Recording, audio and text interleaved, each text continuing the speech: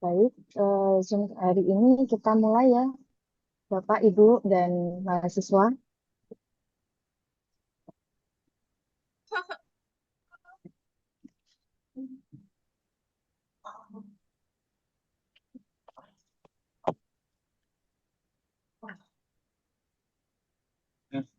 Mohon maaf, suara saya apakah bisa terdengar atau tidak? Jelas, Bisa, Bu. Bu, terdengar dengan jelas. Ya, Ibu. Baik, kita mulai ya. Bismillahirrahmanirrahim. Assalamualaikum warahmatullahi wabarakatuh. Waalaikumsalam warahmatullahi wabarakatuh. Warahmatullahi wabarakatuh. Alhamdulillahilladzi arsala rasulahu bil huda wa dinil haqqi liyudhhirahu 'ala ad-dini kullihi walau karihal kafirun walau karihal musyrikun walau karihal munafiqun wassalatu wassalamu ala nabiyyina Muhammadin sallallahu alaihi wasallam wa ala alihi wa sahbihi ajma'in amma ba'du. Selamat pagi, salam sejahtera untuk kita semua. Yang terhormat Profesor Dr. Haji Muhlisin MAG selaku Dekan Fakultas Tarbiyah dan Ilmu Keguruan UIN Kiai Haji Abdurrahman Wahid Pekalongan. Yang sama-sama kami hormati Ibu Desi Wijayanti Ma'rufah MPD selaku narasumber pada kuliah tamu hari ini. Selamat pagi Bu Desi. Selamat pagi semuanya. Yang terhormat juga Bapak Abdul Mukhlis MPD selaku Ketua Program Studi Tadris Bahasa Indonesia. Ibu Diah Puspitaningrum MPD selaku Sekretaris Program Studi Tadris Bahasa Indonesia. Segenap dosen dan staf program studi Tadris Bahasa Indonesia yang telah hadir pada kesempatan berbahagia ini, serta seluruh mahasiswa Tadris Bahasa Indonesia dan Tadris Bahasa Inggris yang saya banggakan. Puji syukur, marilah kita panjatkan kehadirat Allah Subhanahu wa Ta'ala, Tuhan yang Maha Esa, karena atas limpahan rahmat, taufik, dan hidayahnya kita semua dapat berkumpul menghadiri kuliah tamu yang diselenggarakan oleh program studi Tadris Bahasa Indonesia dengan tema yang sangat menarik dan relevan tentunya dengan perkembangan pendidikan bahasa di era digital ini, yaitu strategi penulisan karya ilmiah.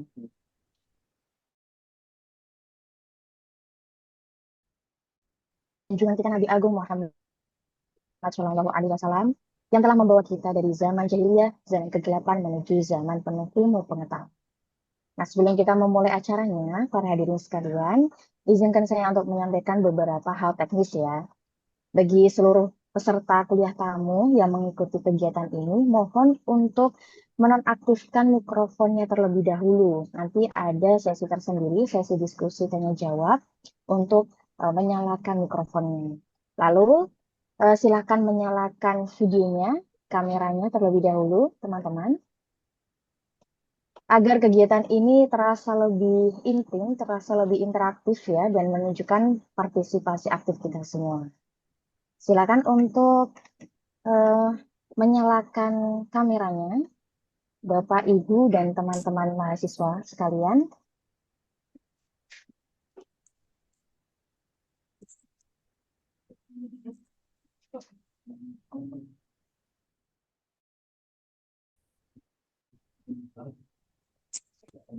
Terima kasih atas kerjasamanya. Baik, hadirin sekalian, marilah kita buka acara ini dengan membaca basmalah bersama-sama. Bismillahirrahmanirrahim. Bismillahirrahmanirrahim.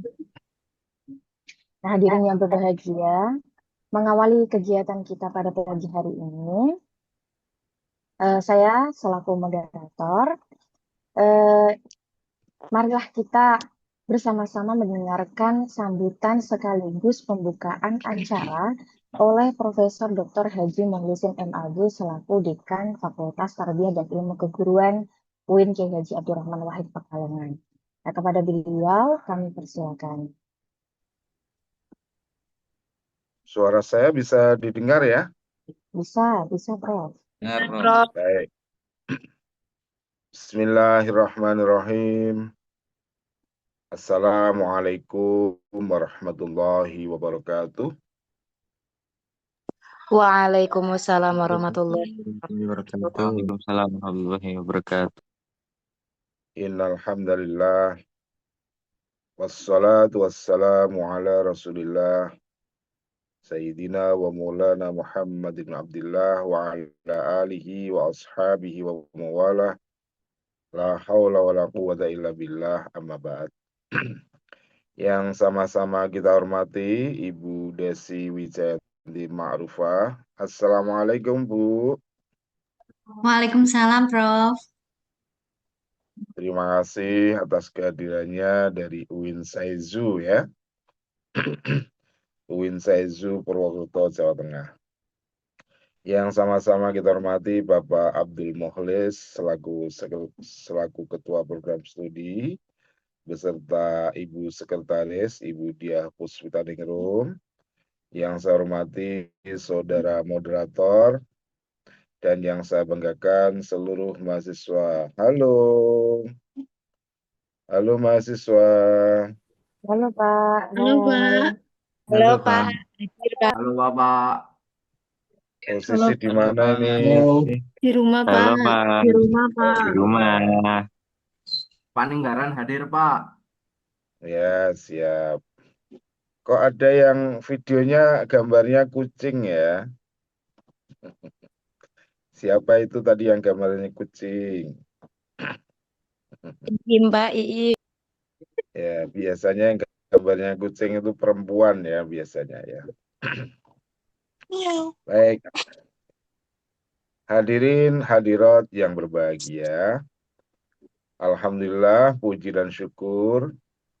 Marilah kita panjatkan kepada Allah Subhanahu wa Ta'ala yang telah memberikan limpahan rahmat, taufik, dan hidayahnya, sehingga kita dapat bersama-sama hadir dalam kegiatan guest lecture dengan tema strategi penulisan karya ilmiah yang telah diselenggarakan oleh Prodi Tadris Bahasa Indonesia, Fakultas Tarbiyah dan Ilmu Keguruan UIN Kiai Abdurrahman Wahid Pekalongan.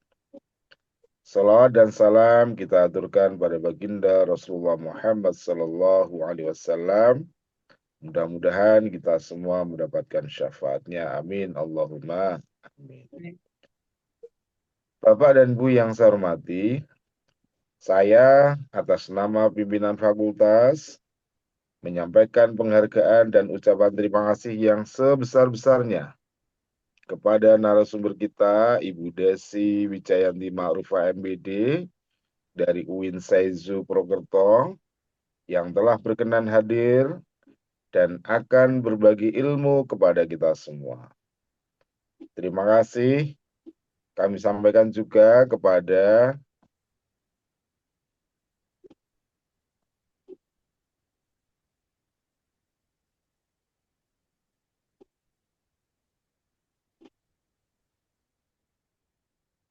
suara saya bisa didengar? Bisa Bisa, Pak. Prof. Bisa. Terima kasih juga kami sampaikan kepada Ketua Program Studi Tadris Bahasa Indonesia dan Sekretarisnya yang telah menginisiasi kegiatan penting ini sebagai bagian dari proses-proses penguatan kompetensi akademik mahasiswa. Para Bapak dan Ibu yang saya hormati, menulis karya ilmiah merupakan bagian integral dari kehidupan akademik di perguruan tinggi. Ia bukan sekedar kewajiban formal mahasiswa atau dosen, tetapi merupakan sarana refleksi, berpikir kritis, dan menyampaikan gagasan secara sistematis, serta dapat dipertanggungjawabkan.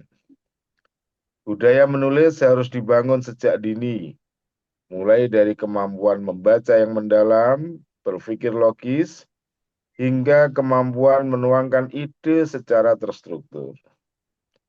Di Fakultas Tarbiyah, kita berkomitmen untuk terus menumbuhkan budaya literasi akademik melalui kegiatan seperti guest lecture, penulisan karya ilmiah, dan pembimbingan riset-riset kemahasiswaan.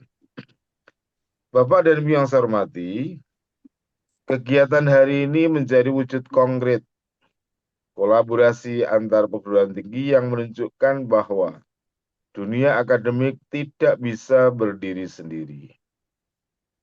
Kolaborasi dengan UIN Saizu Purwokerto membuka ruang dialog akademik yang lebih luas dan memperkaya perspektif mahasiswa kita.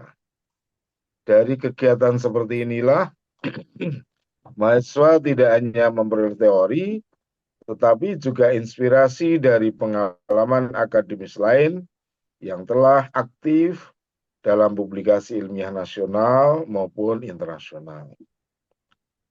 Keterbukaan dalam berbagai pengetahuan inilah yang nantinya menjadi semangat utama dalam pengembangan kualitas pendidikan tinggi di Indonesia. Hadirin yang berbahagia,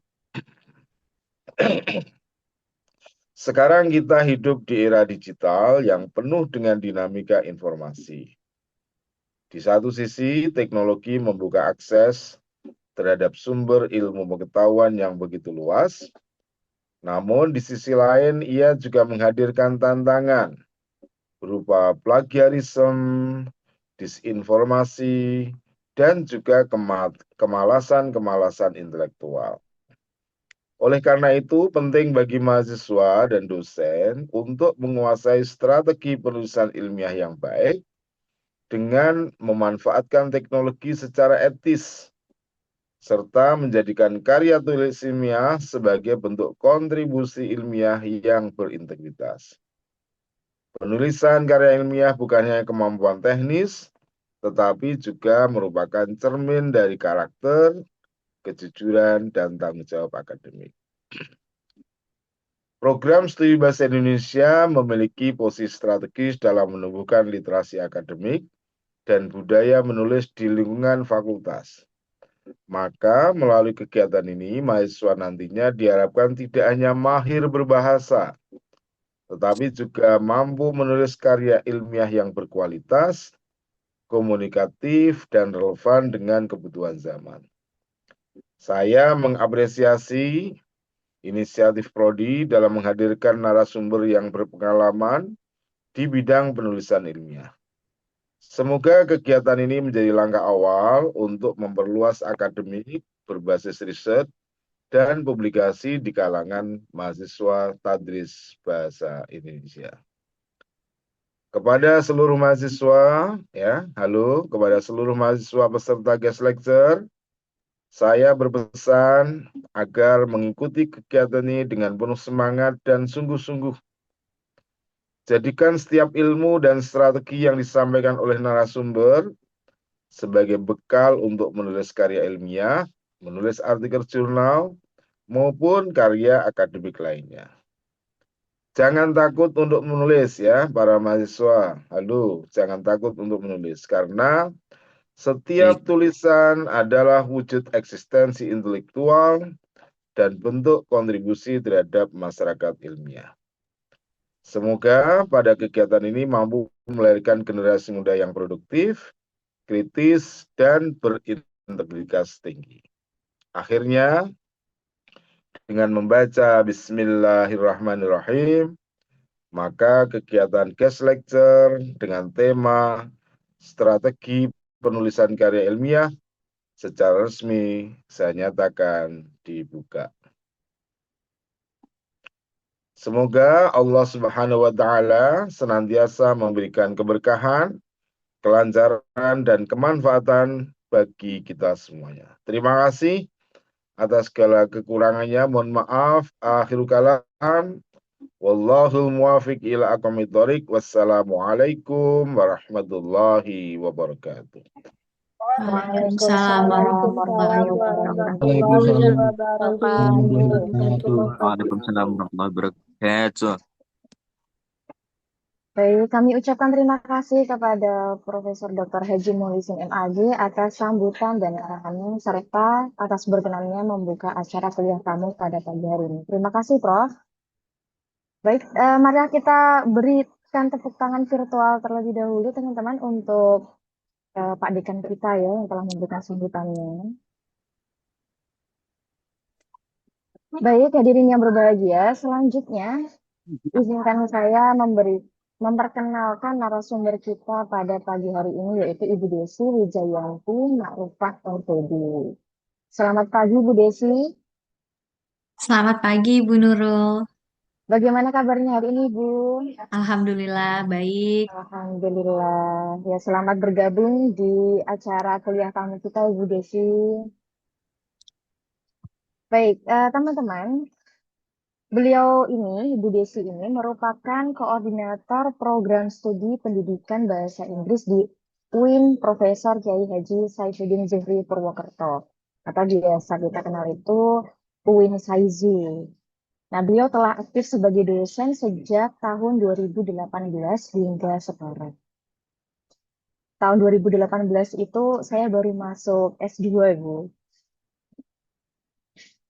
Riwayat pendidikan Bu Desi ini, beliau menyelesaikan pendidikan S1-nya di Universitas Muhammadiyah Purwokerto, lalu melanjutkan S2 di Universitas Pendidikan Indonesia atau UPI pada bidang pendidikan bahasa Inggris.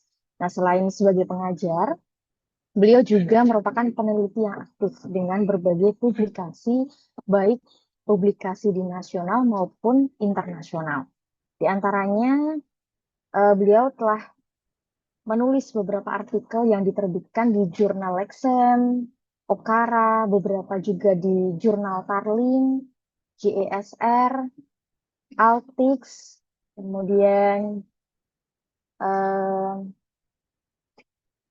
ada banyak sekali ya ternyata Ibu ya. Dan beberapa karya yang telah dipublikasi, yang terbaru ini ada Analysis of Sexual Health Education in the Film Dua Garis Biru and Its Urgency on Moral Internalization for Adolescents di The Eurasia Proceeding of Health, Environment, and Life Sciences pada tahun 2023. Lalu Online Peer Assessment in Paragraph Writing di The GALP Call Journal pada tahun 2024.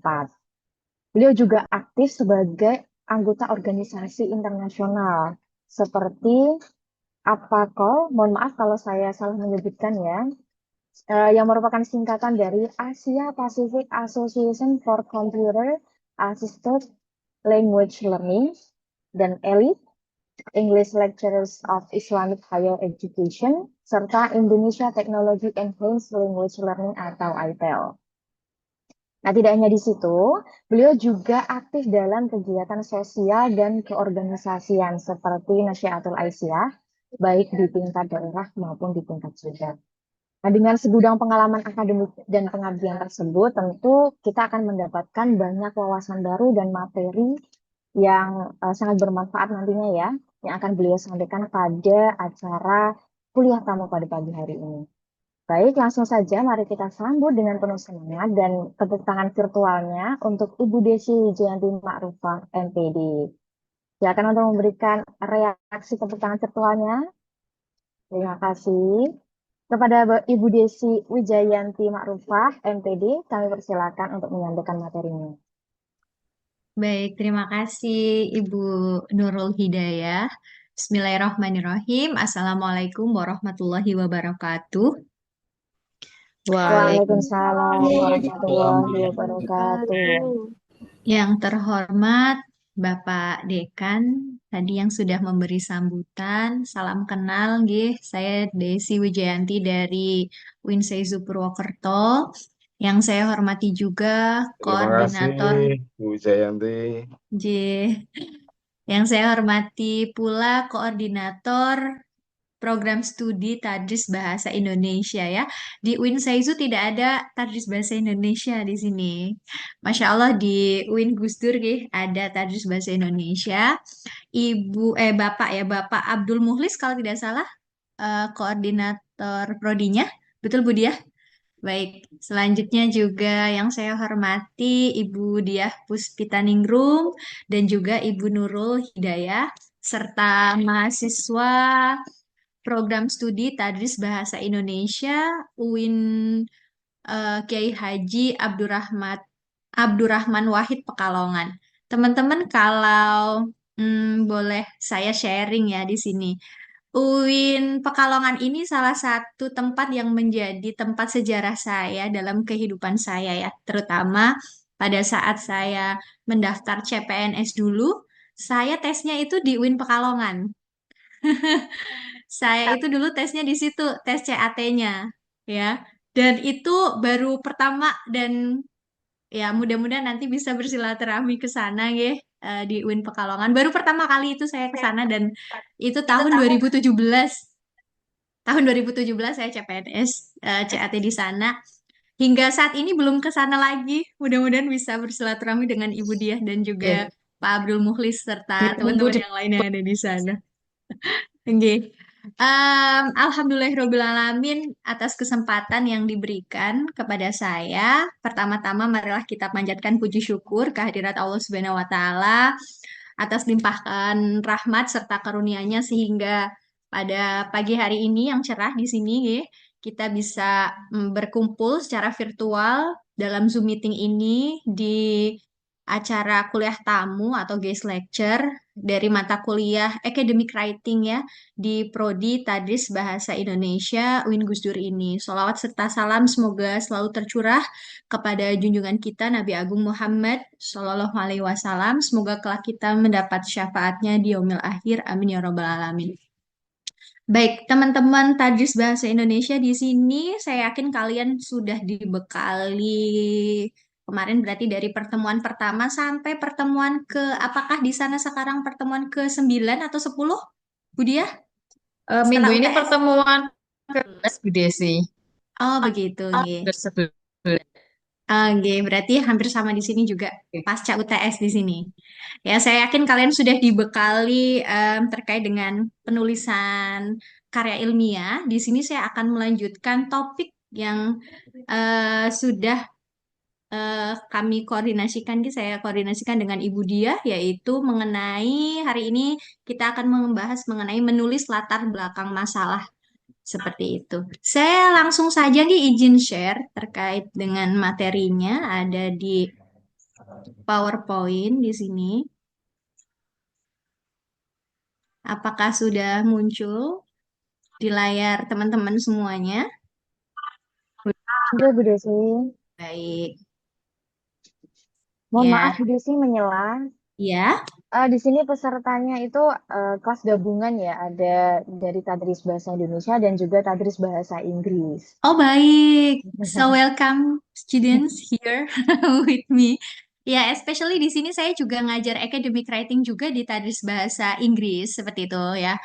Insya Allah hampir sama ya, karena memang kaidah penulisan karya ilmiah ya yang kita pahami juga sama seperti antara bahasa Indonesia dan bahasa Inggris. Baik, so are you ready guys? Teman-teman, saya di hari ini target kita adalah kalian setelah nanti sesi ini ya akan mampu menjelaskan yang pertama mengenai fungsi latar belakang masalah ya dalam karya ilmiah. Kemudian kalian juga akan mampu mengidentifikasi struktur yang ada di dalam latar belakang masalah di karya ilmiah. Kemudian nanti kalian juga akan mampu menganalisis dua paragraf nanti ya latar belakang masalah yang akan saya sajikan ke kalian. Nah, saya ingin tanya dulu nih teman-teman, mohon kalian boleh open microphone atau boleh chat ya. Saya akan kita interaksi bebas aja ya, teman-teman santai aja di sini. Saya ingin bertanya, berarti kalian harus menjawabnya ya. Yang pertama, teman-teman, apa itu latar belakang masalah? Saya yakin kalian di sini sudah pernah lah ya menulis makalah, ya kan? Mungkin dulu di SMA kan, karena zaman sekarang SMA itu kan bahkan sudah menulis karya ilmiah ya. Kadang-kadang kan ada yang sudah menuntut sampai seperti itu. Saya yakin kalian sudah ada beberapa mungkin ya yang paham mengenai latar belakang masalah. Coba siapa yang mau berpendapat mengenai hal ini? Apa itu latar belakang masalah, teman-teman? Apa yang kalian pahami, ketahui mengenai latar belakang masalah di dalam karya ilmiah? Silahkan, ada yang menjawab? Izin menjawab, Ibu. Silahkan, Mbak Izzah atau Mbak Bakiatul? Baik, Mbak Bakiatul Izzah. ya, saya Bakiatul Iza dari program studi Tadris Bahasa Indonesia semester Baik. 5. Oh, semester Eh, 5, baik. Ya, mengenai latar belakang masalah itu, setahu saya selama belajar ya Bu, itu Ya. adalah bagian awal dalam sebuah karya ilmiah yang isinya itu biasanya menjelaskan alasan mengapa sih suatu penelitian atau kegiatan itu perlu dilakukan. Nah, selain itu juga di dalam latar belakang itu berisi uraian situasi, fenomena ataupun permasalahan nyata yang menjadi dasar munculnya suatu ide penelitian, gitu Bu. Baik, terima kasih. Tepuk tangan semuanya buat Mbak Bakiatul Iza. Ada yang mau berpendapat lain? Silahkan.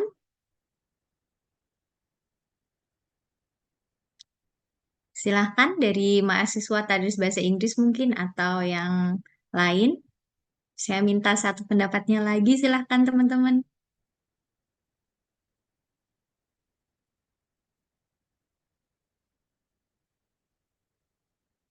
Halo.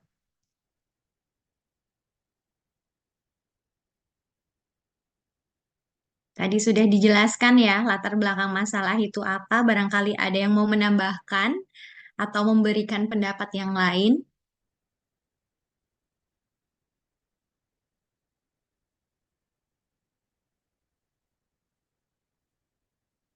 Sudah pada sarapan ya semuanya? Halo. Sudah. Sudah, alhamdulillah lah itu ada suaranya. Coba apa latar belakang masalah nih yang dipahami oleh kalian?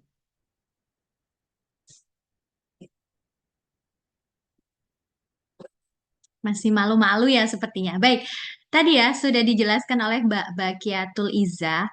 Ya, seperti itu latar belakang masalah yaitu apa yang melatar belakangi gitu ya, atas masalah apa, atas fenomena apa tadi. Kemudian intinya adalah di dalam penulisan karya ilmiah itu kita kan ingin menulis topik tertentu ya di dalam karya ilmiah atau ketika kita mau melakukan riset atau penelitian kan ada topik tertentu yang akan kita teliti gitu ya.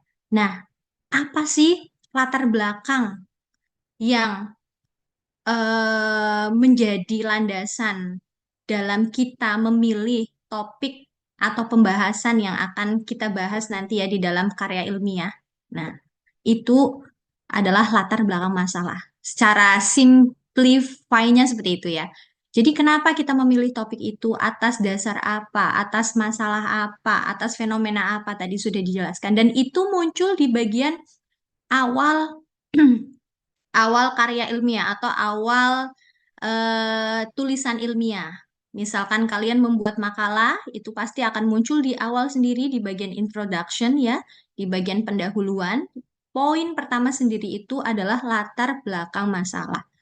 Ataupun kalian menulis jurnal ataupun artikel yang lain, latar belakang masalah itu munculnya di awal. Karena di situ kalian harus apa tadi? Memberikan alasan ya, menyajikan data, memberikan fenomena, hal yang menjadi alasan kenapa kalian memilih topik yang akan dibahas dalam karya ilmiah. Begitu teman-teman. Itu definisi simpelnya ya dari latar belakang masalah. Menurut kalian apakah latar belakang masalah itu penting, teman-teman di sini? Halo? Penting, Ibu. Penting. Halo, Penting sangat ya. penting Ibu. Penting, Ibu. Baik, ada yang bisa menjawab pertanyaan ini, mengapa latar belakang masalah itu sangat penting di dalam konteks karya ilmiah atau penelitian akademik? Kenapa, teman-teman? Dikit nih. Mas Surya, ya. Kenapa Mas Surya? Agar bisa menyusun. Agar bisa menyusun karya ilmiah ya, gitu ya. Oh ya, baik. Kemudian ada lagi, mengapa sangat penting di dalam karya ilmiah? Ada yang tahu? Mbak Ariana Maula mungkin? Mbak Ariana Maula, Ya, baik, kenapa? Bu. Kenapa latar belakang masalah penting, Mbak?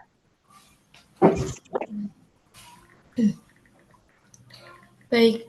Untuk latar belakang masalah itu penting karena menurut saya latar belakang masalah itu sebagai fondasi kita untuk membuat karya ilmiah. Nah, di dalam latar belakang masalah itu kan juga menjelaskan alasannya kenapa kita memilih topik tersebut yang tadi sudah dijelaskan dengan Bu Desi.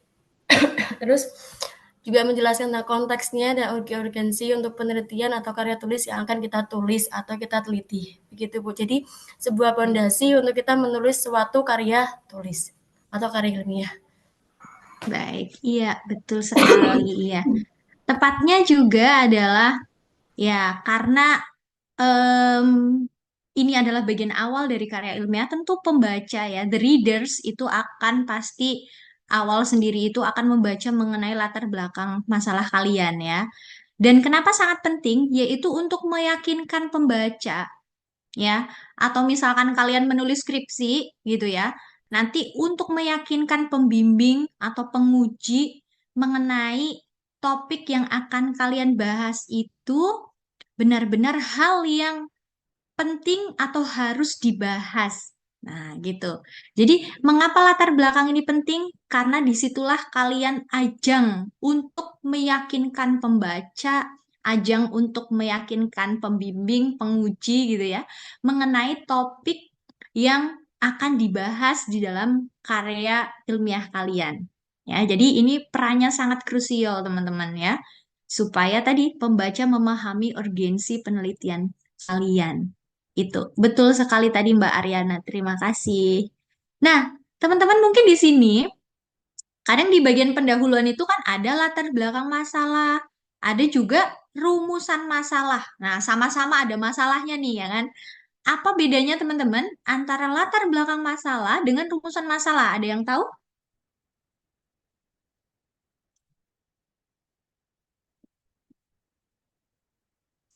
Ada yang tahu di sini?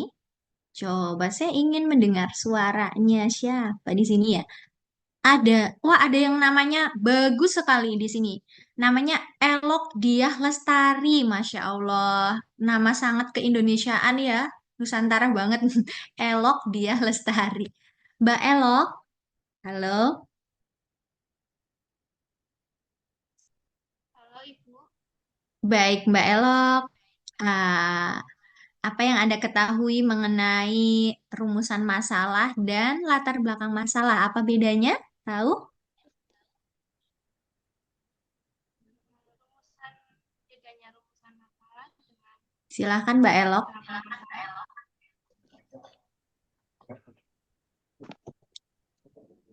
Itu Mohon maaf Ibu bedanya Desi. ya Bu. Iya. Rumusan rumusan masalah itu kayak bagian awal yang menjelaskan konteks masalah dan alasan mengapa penelitian tersebut dilakukan. Gimana Mbak? Suaranya kurang terdengar dengan jelas. Diulangi? Rumusan masalah itu, kalau latar belakang masalah itu kayak yang menjelaskan konteks mengapa masalah tersebut dibahas gitu. Nah, rumusan masalah, Ya. pernyataan yang spesifik dan jelas tentang masalah yang akan diteliti. Baik, betul sekali. Tepuk tangan teman-teman untuk Mbak Elok. Ya, tadi ya teman-teman sudah mendengar dari Mbak Elok. Apa bedanya latar belakang ya dengan rumusan? Ya, perbedaannya sangat jelas ya teman-teman. Terkait dengan latar belakang itu tadi. Ya, kita memberikan konteks dari umum ke khusus ya tentunya. Tadi dengan alasan-alasan kenapa kita memilih topik itu gitu kan, itu latar belakang. Kalau rumusan masalah itu adalah pernyataan, bisa pertanyaan, ya kan, mengenai apa yang akan kita bahas atau apa yang akan kita teliti. Saya ulangi ya, latar belakang masalah itu kita menjelaskan konteksnya, apa yang akan kita bahas, ya, dari alasan tadi, konteks, data, dan lain sebagainya yang melatar belakangi. Kalau rumusan masalah itu adalah bisa pertanyaan, bisa pernyataan mengenai hal apa yang akan kita bahas. Misalkan akan membahas 3 hal ya dalam karya ilmiah kita. Oh, maka rumusan masalah kita memiliki 3 rumusan masalah. Kalau mau bahas 2, ya berarti 2 hal di dalam karya ilmiah, ya berarti rumusan masalah kita ada 2. Nah, misalkan seperti itu sederhananya. Itu teman-teman ya terkait dengan latar belakang masalah tadi. Nah, di sini saya juga memberikan contoh 2 paragraf singkat ya teman-teman. Coba kalian bisa lihat di layar kalian masing-masing antara yang kiri dengan yang kanan. Saya minta kalian untuk membaca dalam waktu 2 menit lah ya. Cukup ya saya kira. Silahkan dibaca dulu dan dipahami teman-teman. Dan temukan atau identifikasi perbedaannya antara kedua paragraf ini, yang kanan dan yang kiri. Ayo silahkan dibaca dulu. Saya beri waktu 2 menit dari sekarang. Silahkan.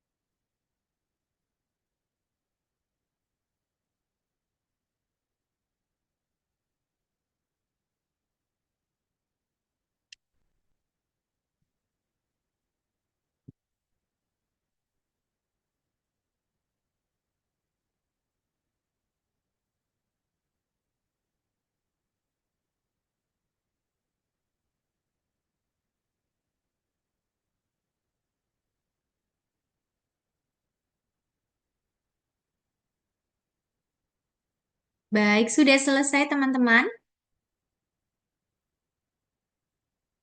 Halo, Sudah, Ibu. baik. Ya, apakah kalian melihat perbedaan antara paragraf yang kanan dan yang kiri? Apakah kalian Iya, menemukan Bu. perbedaannya? Halo? Ya, Mas Rudi Abid, silahkan. Mas Rudi, apa perbedaan antara paragraf yang kanan dan yang kiri?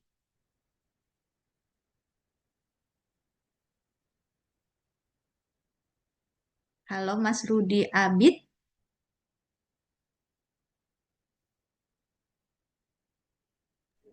Halo?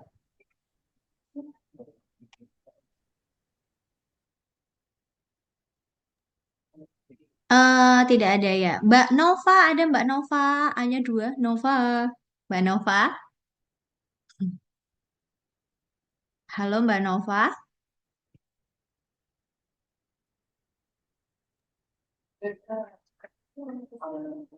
Ada di sini Mbak Nova.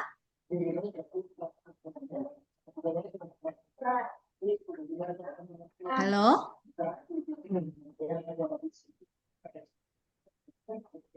Mbak Nova. Atau Mas Sauki atau Mbak nih Sauki. Oh, Mbak Sauki Arifatul Anissa ada? Ada Ibu, Halo, Mbak. iya. Coba Mbak Ya, temukan perbedaan sinyalnya antara agak yang susah, Bu. Oke, nggak apa-apa suaranya terdengar. It's okay. Baik. Jadi, Ya. teks yang sebelah kiri membaca adalah kegiatan yang penting. Banyak orang membaca setiap hari. Membaca bisa dilakukan di rumah atau perpustakaan. Nah, teks yang ini itu pembahasannya sangat umum. Jadi kayak basic-basicnya aja, dasar dari membaca itu sendiri. Kemudian Halo Bu, dilihat kalau dilihat dari kalimatnya, ini kayak ada yang ganjel gitu, kayak kelihatan kurang efektif. Mungkin juga kalau ditaruh di latar belakang di dalam suatu karya tulis juga kurang gimana ya, kurang meyakinkan gitu, Bu. Nah, kalau yang ini survei PISA 2018 ini lebih spesifik lagi pembahasannya, kemudian juga disertai data, jadi lebih meyakinkan seperti itu, Bu. Baik, kalau iya, dari saya. betul sekali. Terima kasih Mbak Sauki. Ada lagi pendapat satu lagi, oh, saya butuh pendapat satu lagi. Yang laki-laki coba ada siapa di sini? Mas, Hadir, Bu. ya silakan, ayo. Izin menyampaikan ya, Bu. Untuk Ya, yang paragraf sebelah kiri itu menjelaskan mengenai tentang pentingnya kegiatan membaca. Nah, ya, untuk ide pokok dari yang sebelah kanan itu menunjukkan eh, minat dalam membaca di negara Indonesia itu sangat minim. Terhitung ya, itu 71 dari 79 negara. baik. Ibu, Oke, saya baik. izin menjawab, Ibu. Oh ya, silahkan Mbak Aryana Maula. Oke, kalau untuk yang paragraf sebelah kiri atau paragraf pertama, itu mungkin kalau untuk latar belakang itu kurang karena hanya definisi singkat yang itu bisa dimasukkan di landasan teori. Nah, sedangkan kalau yang sebagian kanan atau paragraf kedua itu masuk ke latar belakang karena di dalam paragraf itu mengaji tentang kajian mengaji tentang fakta sosialnya yang mana membaca itu di Indonesia hanya beberapa saja dan itu bisa dimasukkan datanya bahwa membaca di Indonesia itu 0,0001. Jadi hanya di Indonesia itu hanya satu orang yang hanya membaca. Jadi ada fakta sosial yang menguatkan bahwa membaca itu penting kita kaji mengenai teks akademik formalnya. Begitu, Ibu. Baik, terima kasih Mbak Aryana Maula. Bagus sekali pendapatnya. Ada lagi yang mau berpendapat? Silahkan, teman-teman. Saya Bu. Silahkan Mas Fauzan ya. Jadi karena kemarin itu kan di academic rating di kelasnya Ibu Diah itu kan ada apa? Dia rumus prac, point, reason, evidence sama conclusion apa ya? Ya, Nah, kalau paragraf kiri itu masuk ke atau gagasan pokok ya tentang pentingnya membaca. Sedangkan di paragraf yang kanan itu masuk evidence atau bukti atau contoh. Jadi yang isinya itu memberikan data, fakta, kutipan atau contoh nyata. Itu Bu. baik. Oke, terima kasih. Keren sekali analisisnya Mas Fauzan Amanullah. Ada lagi yang ingin berpendapat? Satu lagi mungkin. Izin memberikan pendapat, Bu. Silakan Mbak Nova. Untuk yang paragraf pertama itu sama paragraf pertama itu kan menjelaskan topik secara umum tentang pentingnya kegiatan membaca dan tempat atau jenis. Untuk yang kedua itu kayak menjelaskan fakta minat baca mahasiswa Indonesia. Terus yang kedua itu ada gaya bahasa yang paragraf pertama itu untuk gaya bahasanya menurut saya itu gaya bahasa informal dan sederhana. Dan untuk yang paragraf kedua itu gaya bahasanya itu gaya bahasa formal atau lebih ke ilmiah. Untuk yang isinya itu kayak menjelaskan aktivitas membaca serta kebiasaan siswa untuk paragraf pertama. Untuk paragraf kedua itu menyajikan data atau survei PISA. Untuk sumber informasinya sendiri itu dari paragraf pertama itu memiliki data atau sumber yang khusus. Kalau yang paragraf kedua itu memiliki data survei PISA tahun 2018. Baik, itu saja Mbak Nova. Iya, Ibu. Oke, terima kasih. Banyak sekali analisisnya. Oke, mari kita beri tepuk tangan untuk tadi yang sudah berpendapat, teman-teman. Ya, oke, mari kita bahas antara perbedaan paragraf yang kanan dan yang kiri ya. Nah, kalau kita lihat dari sisi bahasanya dulu tadi, teman-teman. Bahasa itu kan ada informal, ada formal, ya kan? Menurut kalian, yang sebelah kiri bahasanya formal atau informal? Halo? Sebelah kiri. Kalian boleh berpendapat Informal. informal, betul. Silakan boleh berpendapat langsung open microphone ya ketika saya tanya teman-teman. Kalau yang sebelah kanan formal atau informal menurut kalian? Formal, Bu. Formal, betul sekali. Nah, untuk syarat di karya ilmiah sendiri, bahasa yang harus digunakan adalah bahasa formal atau informal? Formal. Bahasa formal, betul formal. sekali. Itu kalau kita lihat dari bahasanya ya.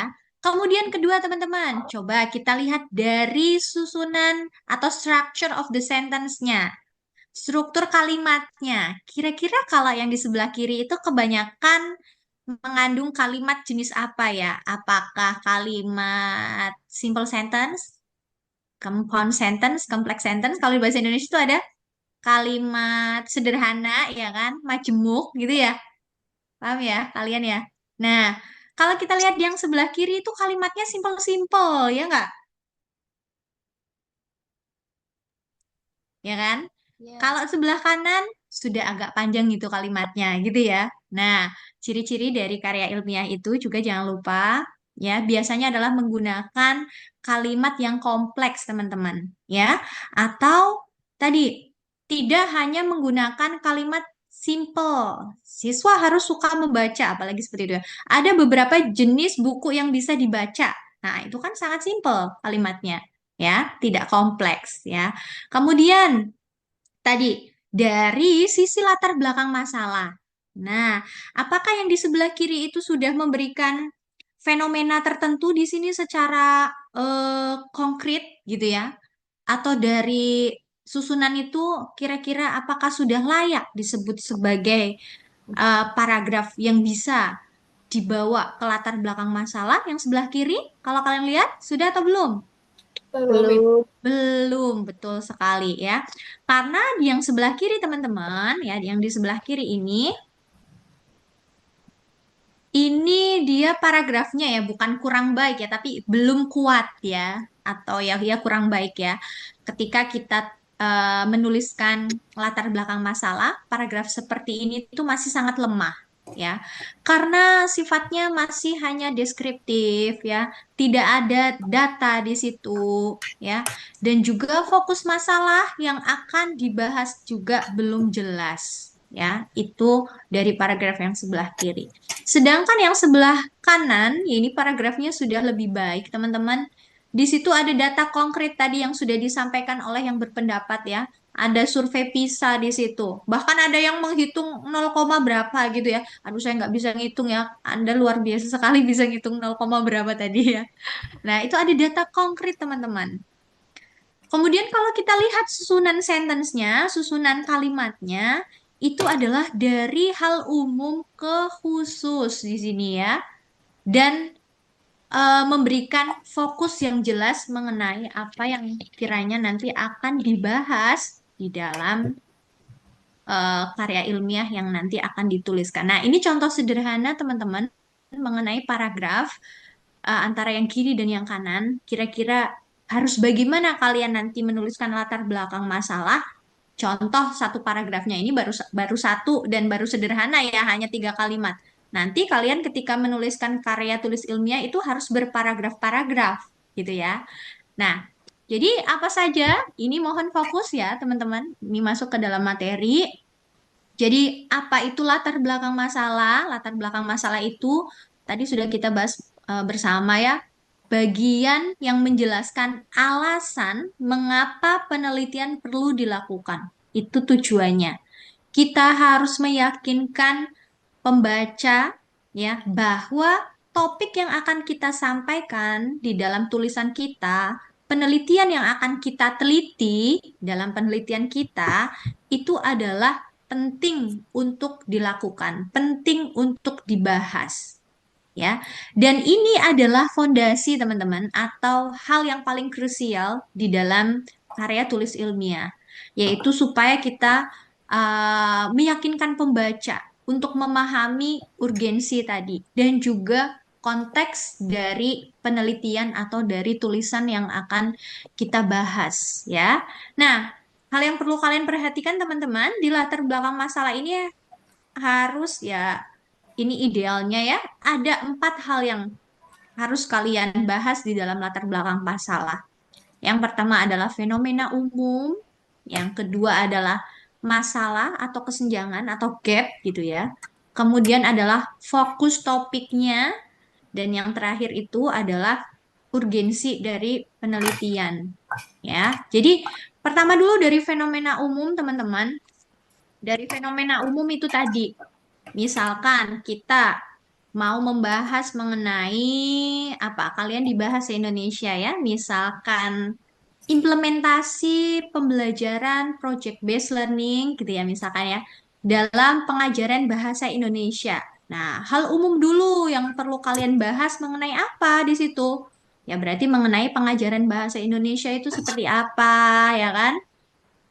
Di dalam konteks umum dulu di Indonesia misalkan. Kalau di bahasa Inggris ya, kalian bisa membahas English as a foreign language dulu, idealnya seperti apa, isu-isunya seperti apa, harus seperti apa, misalkan ada 21st century learning, misalkan dan lain sebagainya. Itu adalah fenomena umum dari isu sosial atau pendidikan yang umum tadi gitu ya. Kemudian eh, apa namanya? Kalian bisa sajikan data-data tentunya ketika kalian membuat kalimat-kalimatnya di dalam latar belakang masalah, ketika kalian membuat kalimat-kalimat di dalam rumusan masalah itu harus berdasarkan data ya. Jangan hanya opini. Tandanya itu cuma opini itu apa? Tidak ada sitasinya di situ, tidak ada referensi yang menjadi rujukan. Maka itu hanya opini-opini kalian aja ya, tapi harus dikuatkan dengan data-data yang ada, teman-teman. Ya, supaya apa tadi? Supaya kuat.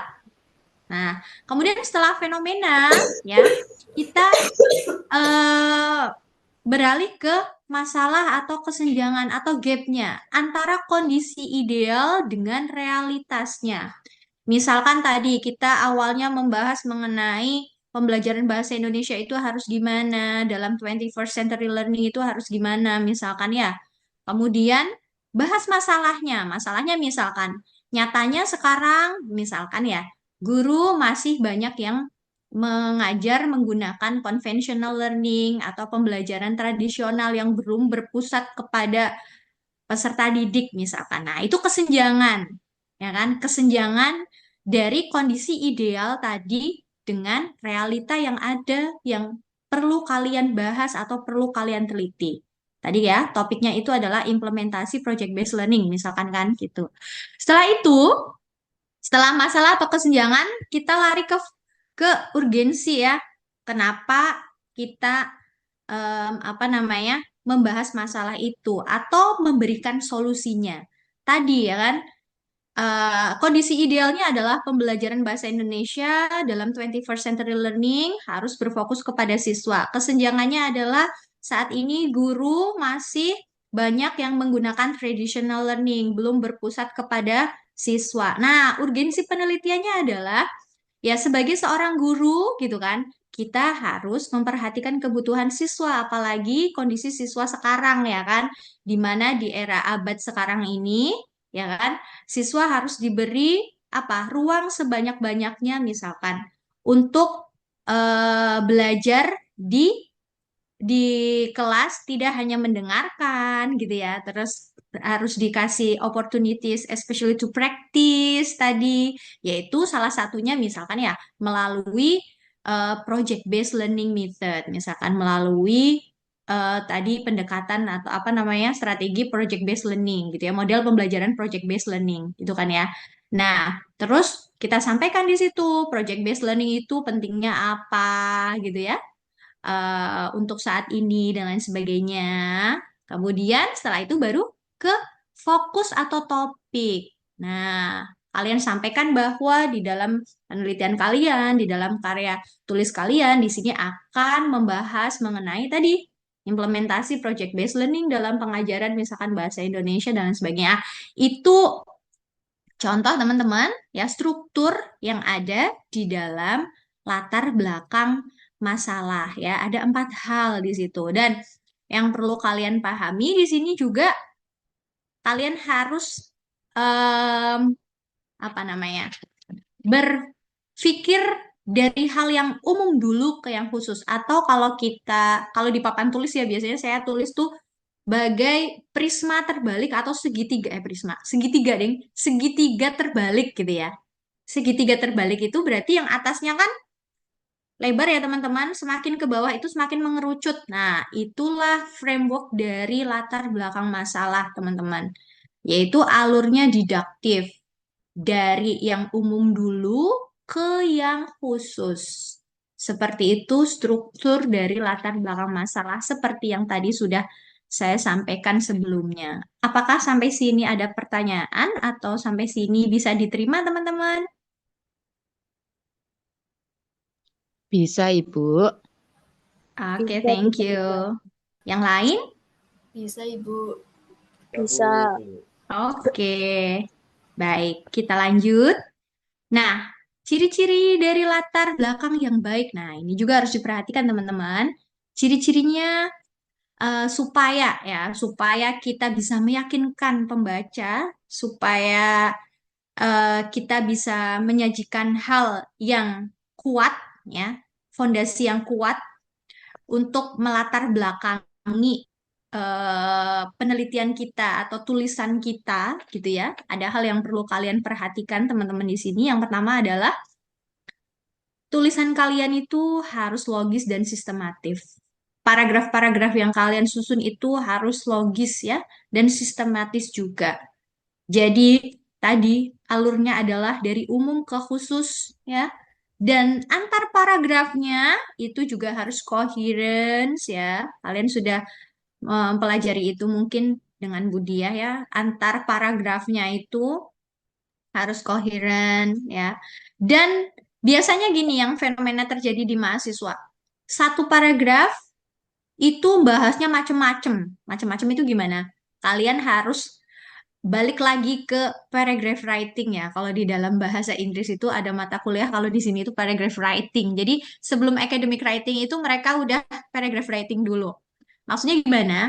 Harus tahu dulu kaidah penulisan paragraf, teman-teman. Yaitu apa? Satu paragraf itu hanya terdiri dari satu ide pokok.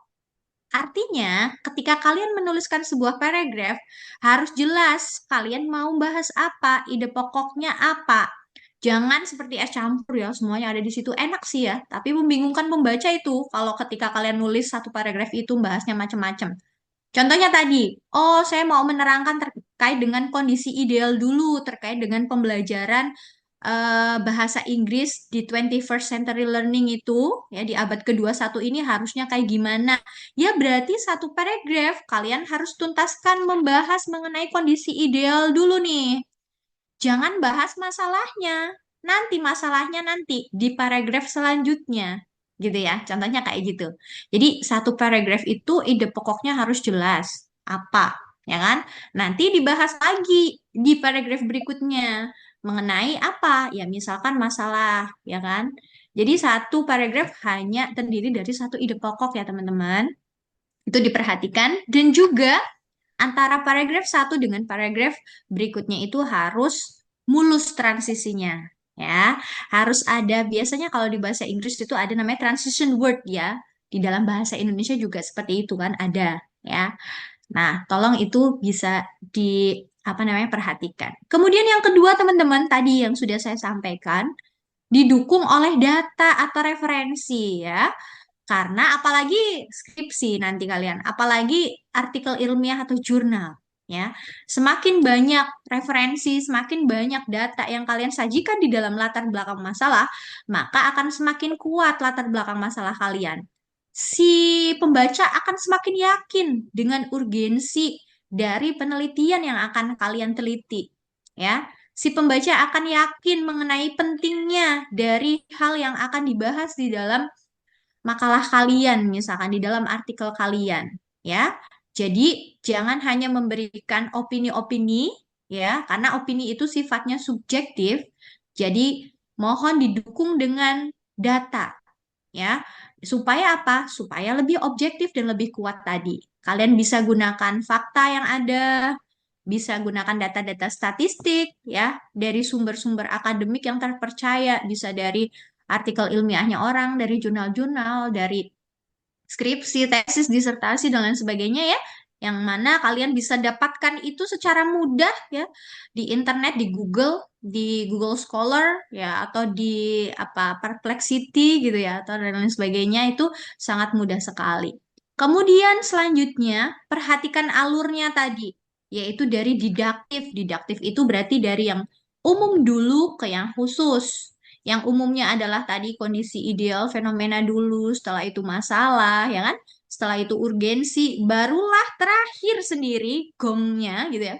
Gongnya atau conclusionnya di situ adalah kalian pengen meneliti tentang apa atau membahas tentang apa. Nah, di situ yang paling spesifiknya adalah kalian sampaikan topik yang akan kalian bahas di dalam penelitian atau karya ilmiah kalian. Ya, jadi dari umum ke khusus. Setelah itu, jangan lupa juga harus mengarah ke rumusan masalah. Tadi berarti di akhir sendiri, selain kalian menyampaikan, misalkan tadi mengenai topik yang saya spill itu kan implementasi. Nah, jadi di bawah sendiri, di dalam paragraf bawah sendiri, ya sampaikan. Berdasarkan latar belakang di atas, ya, berdasarkan permasalahan di atas, misalkan peneliti akan membahas mengenai implementasi project based learning dalam pembelajaran bahasa Indonesia yang bertujuan untuk apa? Misalkan untuk mendeskripsikan ya kan atau untuk apa? Ya, itu kan nanti arahannya adalah ke rumusan masalah kalian, teman-teman. Dan jangan lupa gunakan bahasa formal akademik ya. Seperti yang tadi sudah disajikan di awal ada dua contoh paragraf kanan kiri itu kan sangat berbeda bahasanya. Kalian sudah tahu bedanya yang satu formal, yang satu informal. Bisa dilihat dari apa? Dari frasa yang digunakan, ya kan? Dari gaya penulisannya tadi ya, simple sentence dan lain sebagainya, gitu kan ya. Nah, itu sudah apa namanya? Kalian tadi lihat contohnya seperti itu. Nah, teman-teman, di sini selanjutnya kita juga harus pahami mengenai kesalahan umum yang harus dihindari. Terkait dengan tadi ciri-ciri latar belakang yang ini, apakah ada yang ditanyakan, teman-teman? Mohon maaf Bu Desi, Ya. waktu pemaparannya tersisa 10 menit lagi. Oh, siap. Baik. Selanjutnya, teman-teman, di sini ada kesalahan umum yang harus dihindari. Nah, ini yang mungkin harus kalian pahami juga supaya terhindar dari kesalahan-kesalahan ya, atau menjadikan latar belakang kalian lemah gitu ya. Yang pertama adalah deskripsi tanpa masalah. Tadi ya, sekedar menjelaskan kondisi tanpa menunjukkan kesenjangan gitu ya. Jadi apa solusinya? Yaitu kalian harus sampaikan gap-nya. Gap itu berarti apa? Kesenjangan antara kondisi ideal dengan realitas yang ada. Seperti itu. Kemudian kalian menyampaikan opini saja tadi tanpa data dan sumber gitu ya.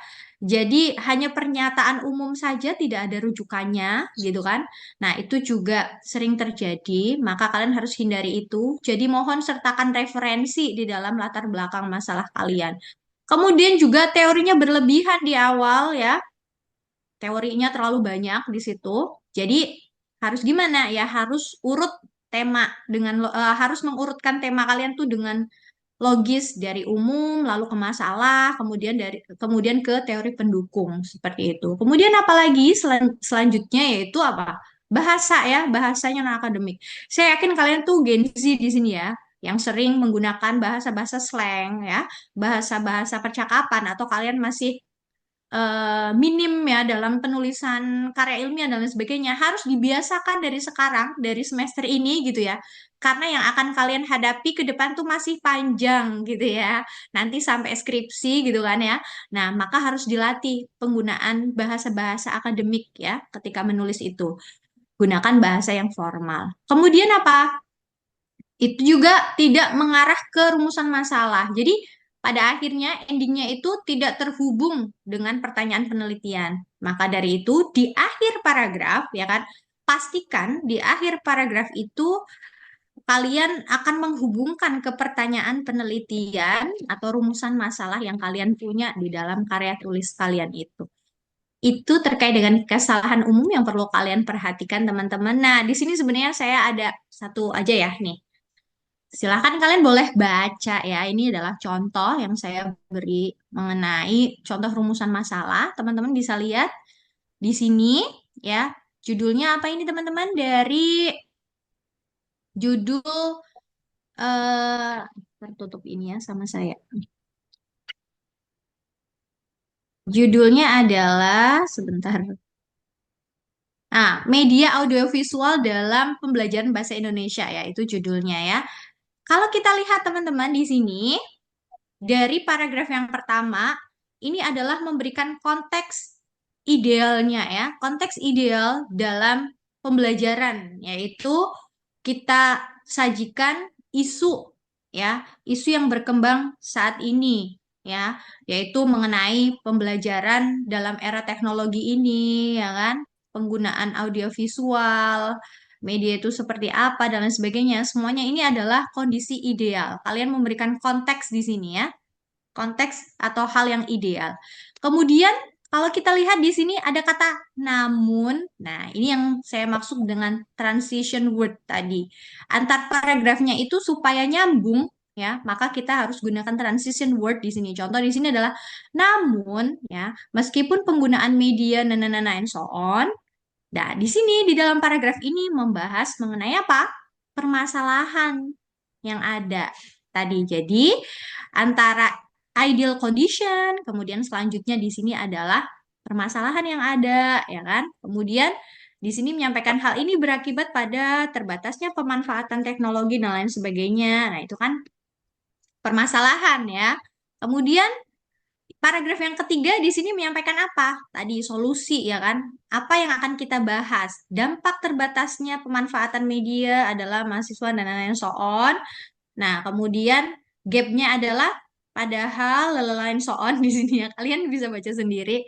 Intinya dari paragraf yang ketiga ini itu adalah kita akan menyampaikan topik yang akan kita bahas ya. Oleh karena itu, nah di sini penting untuk mengeksplorasi lebih lanjut bagaimana media audiovisual dapat diintegrasikan secara efektif dalam kurikulum bahasa Indonesia untuk meningkatkan kualitas pembelajaran. Nah, itu yang dimaksud dengan tadi arah dari latar belakang masalah ini menuju ke rumusan masalah yang akan kita sajikan di poin berikutnya, yaitu setelah latar belakang itu ada namanya rumusan masalah.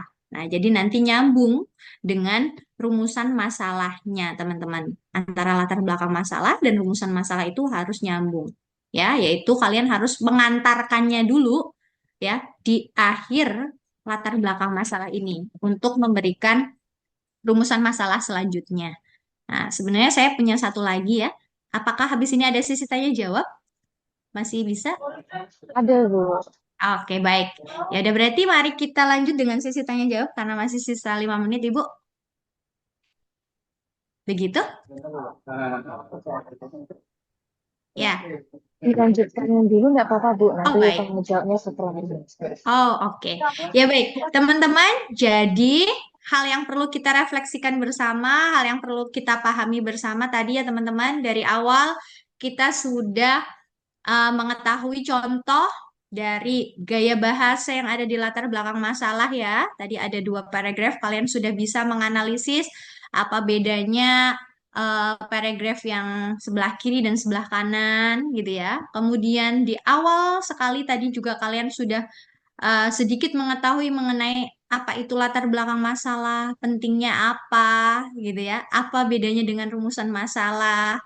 Kemudian tadi kalian juga sudah apa namanya mempelajari mengenai struktur dari latar belakang masalah teman-teman yang perlu kalian pahami, kemudian ciri-cirinya apa yang harus kalian perhatikan di dalam rumusan masalah dan hal-hal apa yang harus dihindari tadi ya di dalam penulisan latar belakang masalah teman-teman. Jadi latar belakang masalah ini sangat penting sekali di dalam sebuah karya tulis ya, karya tulis ilmiah, karena ini merupakan fondasi berpikir ilmiah kita yang akan apa memandu ya kan, yang akan meyakinkan si pembaca mengenai rumusan masalah, mengenai topik yang akan kita bahas di dalam tulisan kita atau di dalam penelitian kita. Itu saja Bu dari saya Bu siapa tadi ya? Bu Nurul, Bu Nurul. Ya, terima kasih Bu Desi. Ya, terima kasih. Baik, hadirin sekalian, Bu Desi sudah memaparkan materinya ya. Kita selanjutnya akan memasuki sesi diskusi dan tanya jawab. Nah, bagi peserta yang ingin bertanya, silakan mengangkat tangan secara virtual terlebih dahulu atau menuliskan pertanyaannya di kolom chat yang telah tersedia. Kalau misalnya malu-malu ya Bu Desi. Iya. Silakan bagi mahasiswa yang ingin bertanya.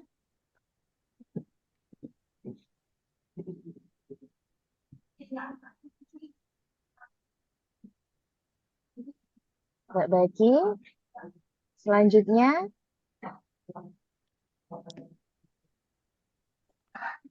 yang lainnya silakan. Dari Tadris Bahasa Inggris mungkin Mas Abian.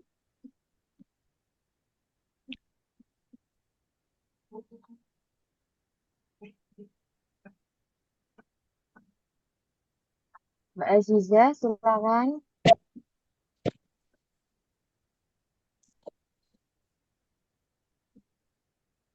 Oke, Mbak Baki terlebih dahulu ya. Silakan Mbak Baki untuk menyampaikan pertanyaannya. Baik, terima kasih Bu Nurul atas kesempatannya. Izin bertanya ya kepada Bu Desi terkait tadi kan sudah dibahas tentang penyusunan, ya pokoknya tentang latar belakang dari materi sampai eh, penyusunannya. Lah pertanyaannya saya itu bagaimana sih Bu cara seorang peneliti itu dapat mengidentifikasi fokus utama dari latar belakang yang terlalu luas agar penelitiannya itu tidak kehilangan arah dan tetap relevan gitu Bu. Baik, ya terima kasih pertanyaannya.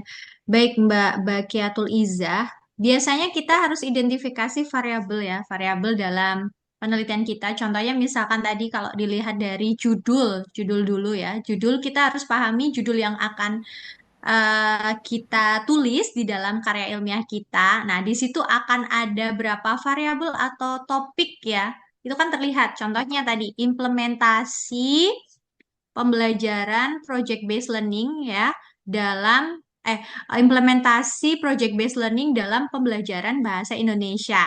Gitu kan ya. Berarti kan ada project based learning, ada pembelajaran bahasa Indonesia. Ada dua hal di situ di dalam judul kita ya kan variabelnya. Apa yang harus kita tuliskan dulu dari hal yang umum? Berarti kita harus memberikan konteks dulu mengenai pembelajaran bahasa Indonesia. Jangan terlalu umum ya. Misalkan terlalu umum itu dari pendidikan. Oh, misalkan pendidikan apa itu kan terlalu umum. Nanti kemana-mana itu. Jadi kita fokus pada hal yang akan kita bahas saja. Misalkan tadi terkait dengan pembelajaran bahasa Indonesia, berarti kita langsung sampaikan kondisi idealnya mengenai pembelajaran bahasa Indonesia. Kondisi ideal ini juga harus kita sangkut pautkan dengan variabel yang lain mengenai misalkan project based learning. Oh, project based learning ini merupakan apa? Oh, project based learning misalkan merupakan model pembelajaran di abad ke-21. Nah, berarti kita nggak boleh lepas tuh dari itu. Ya, jadi jangan terlalu luas juga mengenai pembelajaran bahasa Indonesia yang secara umum, tapi harus kita kaitkan dengan tadi variabel yang lainnya mengenai project based learning itu. Jadi dari yang umum tadi pembelajaran bahasa Indonesia seperti apa konteksnya untuk saat ini isunya, especially dalam 21st century learning gitu kan. Kita bahas pembelajaran 21st century learning itu harus kayak gimana, ya kan?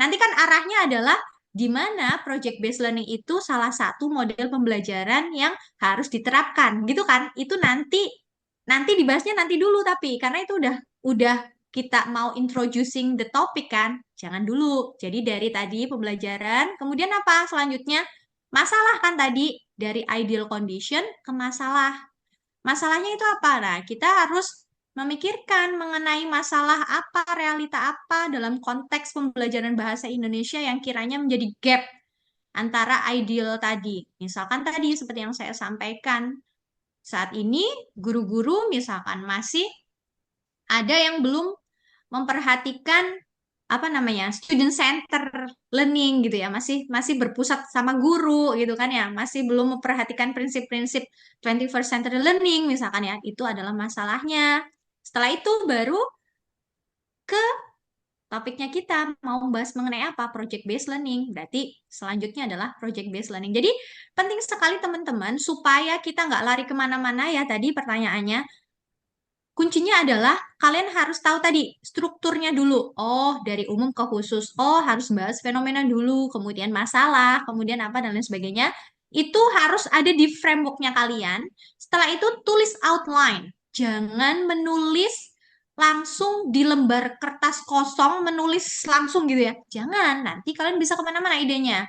Ketika orang mau menulis, apalagi karya tulis ilmiah itu harus punya outline-nya dulu. Nah, di outline dulu. Oh, nanti saya mau nulis ini nih, poin pertama. Habis nulis ini tuh nulis ini, terus nulis ini. Nah, itu namanya outline. Sehingga apa yang kita tuliskan itu sudah ada framework-nya dan tidak lari kemana-mana. Seperti itu. Begitu menurut saya, Mbak Bakiatul, mudah-mudahan bisa membantu. Baik, Bu, sangat jelas sekali. Terima kasih. Baik, sama-sama. Baik, selain Mbak Baki, ada lagi dari teman-teman mahasiswa? Sebelumnya izin masuk, Bu. Silakan. Perkenalkan, nama saya Nova dari Tadris Bahasa Inggris. Izin bertanya, bagaimana cara membangun argumentasi ilmiah yang kuat dalam penulisan karya ilmiah? Terima kasih. Baik. Bagaimana membangun apa tadi? Yang kuat ya. Argumentasi yang kuat. Baik. Tadi sudah saya sampaikan bahwa awalnya kalian punya outline gitu ya. Outline itu kan nanti akan tahu apa yang akan kalian tulis. Nah, kembangkan opininya kalian dulu nih dari outline itu. Selanjutnya cari apa namanya? Data ya, cari dukungan ya. Dukungan opini kalian ini dari apa? Dari riset-riset. Misalkan seperti ini. Tadi saya menyampaikan bahwa kenyataannya di Indonesia saat ini guru masih banyak yang menggunakan pembelajaran tradisional gitu ya, yang mana hanya lecturing aja, tidak ada diskusi misalkan dan lain sebagainya. Itu kan opini saya. Nah, hal yang harus kalian lakukan apa? Cari referensi yang mendukung opini kalian. Nah, kalian browsing misalkan ya di Google Scholar. Masalah atau apa namanya pembelajaran atau apa namanya permasalahan guru bahasa Indonesia misalkan ya dan lain sebagainya. Intinya adalah cari data, cari referensi, cari penelitiannya orang yang mendukung opininya kita tadi terkait dengan masalah yang ada. Nah, semakin banyak referensi yang kalian masukkan, semakin banyak data yang mendukung opininya kita, maka itulah yang akan menjadikan latar belakang masalah kita itu kuat atau urgensinya kita itu kuat. Serta apa? Kalian harus bisa menyampaikan juga significances of the study atau pentingnya dari penelitian yang akan kalian lakukan.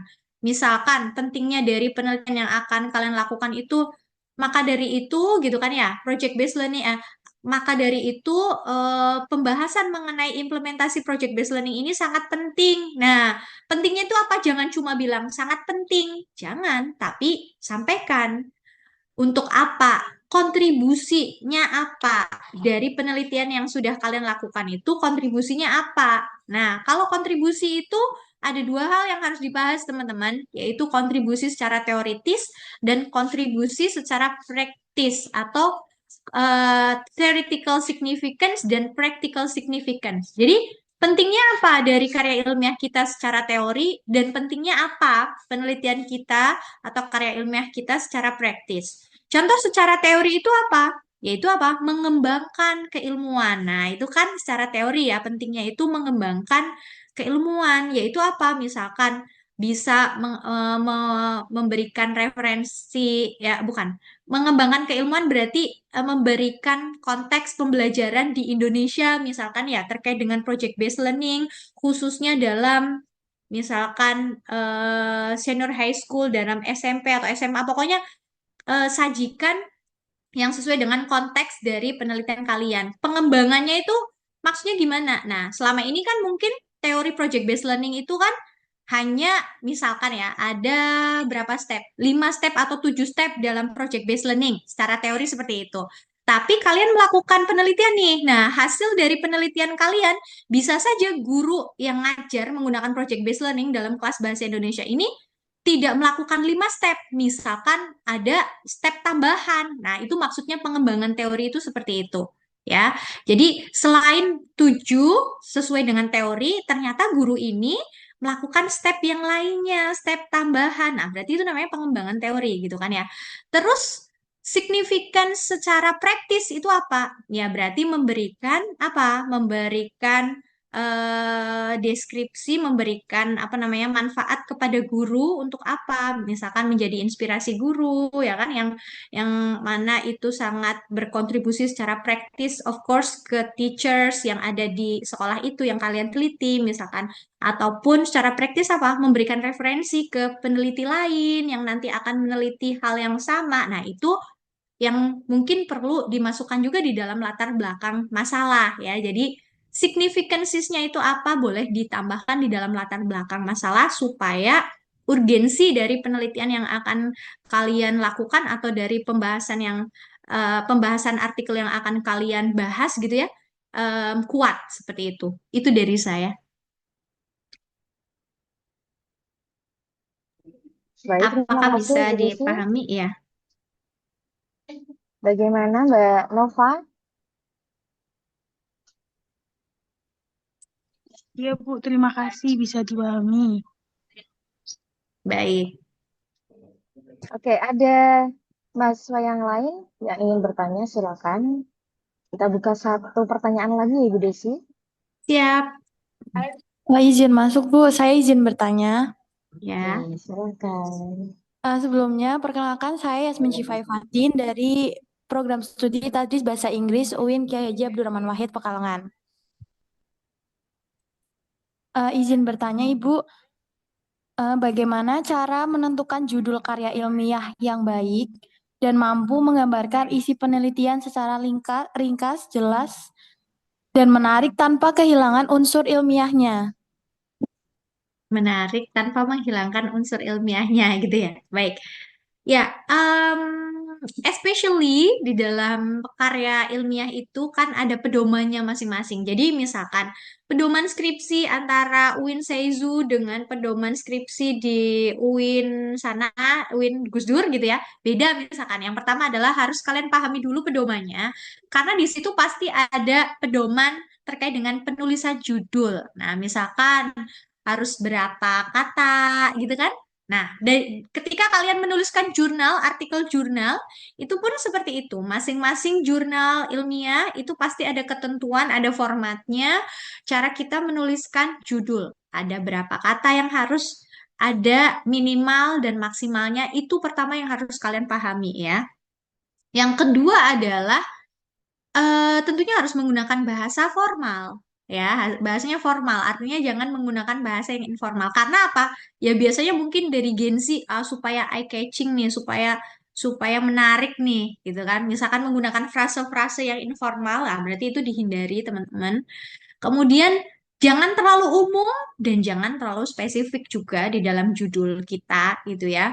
Jadi ya harus mencerminkan terkait dengan apa yang kalian bahas tadi. Misalkan variabelnya ada 2, ya berarti harus kalian tuliskan di dalam judul itu, gitu kan ya. Nah, itu mungkin. Nanti selanjutnya akan dengan Budia mungkin ada sesi khusus ya terkait dengan penulisan judul. Ya, ada lagi? Baik Bu, terima kasih. Baik. Baik, terima Baik, kasih Bu Desi. ya. Hadirin sekalian, kita sudah diskusi dan tanya jawab dengan Bu Desi. Paparan materinya sudah dijelaskan juga oleh Bu Desi. Kalau istilahnya Gen Z itu daging gitu ya, Bu. Jadi jawaban-jawaban dari Bu Desi ini sangat memuaskan ya. Terima kasih juga antusiasme partisipasi dari mahasiswa juga sangat hidup ya dalam diskusi ini. Nah, pada hadirin sekalian, tibalah kita di penghujung acara kuliah tamu program studi Tadris Bahasa Indonesia yang bertajuk Strategi Penulisan Karya Ilmiah pada pagi hari ini. Saya mewakili Prodi Tadris Bahasa Indonesia mengucapkan terima kasih kepada Ibu Desi Wijayanti Ma'rufah SPD, mohon maaf SPD MPD, atas ilmu dan wawasan yang luar biasa yang telah dibagikan kepada kita semua. Semoga ilmu yang kita peroleh hari ini bisa bermanfaat dan dapat kita implementasikan dalam kegiatan akademik maupun profesional nanti. Tak lupa juga terima kasih kepada Profesor Dr. Molisin selaku Dekan Fakultas Tarbiyah dan Ilmu Keguruan yang sudah mau memberikan sambutan dan juga membuka acara, serta seluruh dosen, staf, dan mahasiswa yang telah berpartisipasi aktif dalam kegiatan ini. Akhir kata, saya selaku moderator mohon maaf dan undur diri. Apabila ada kekurangan dalam memandu jalannya acara, saya mohon maaf yang sebesar-besarnya. Marilah kita tutup kegiatan hari ini dengan bersama-sama mengucapkan hamdalah. Alhamdulillah. Amin. Terima kasih Bu Dia, sampai bertemu mudah-mudahan. Terima kasih. Ditunggu di kesempatan lain. Bu Nurul. Ya, Terima terima kasih Bu kasih. Desi. Baik. Untuk mahasiswa, saya ingatkan untuk mengisi presensinya yang sudah di-share di kolom chat ya. Terima kasih. Semoga kita bisa bertemu di lain acara lagi, Bu Desi. Saya akhiri, wabillahi taufiq wal hidayah. Wassalamualaikum warahmatullahi wabarakatuh. Waalaikumsalam warahmatullahi wabarakatuh.